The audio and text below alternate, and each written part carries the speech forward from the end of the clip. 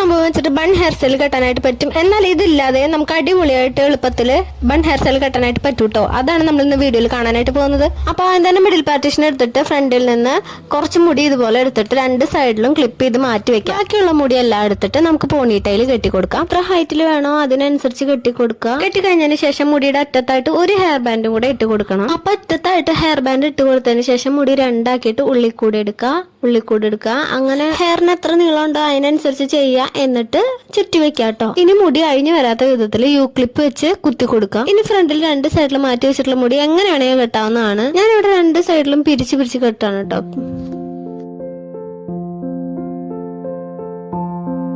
രണ്ട് സൈഡിൽ നിന്നും പിരിച്ചെടുത്ത മുടി ക്ലിപ്പ് ചെയ്ത് വെച്ചതിന് ശേഷം മുല്ലപ്പൂവോ അരളിപ്പൂവോ ഏതാന്ന് വെച്ചാൽ നമുക്ക് വെച്ച് കൊടുക്കാവുന്നതാണ്. അപ്പൊ ഡോണറ്റ് കയ്യിലില്ലെങ്കിലും ഇതുപോലെ എളുപ്പത്തിൽ ബൺ ഹെയർ സ്റ്റൈൽ ചെയ്യാനായിട്ട് പറ്റൂട്ടോ. ഫ്രണ്ടിക്ക് കുറച്ച് മുടി ഇട്ട് കൊടുക്കുകയാണെങ്കിൽ ഇച്ചിരി കൂടെ ഭംഗിയുണ്ടാവും. അപ്പൊ അത്ര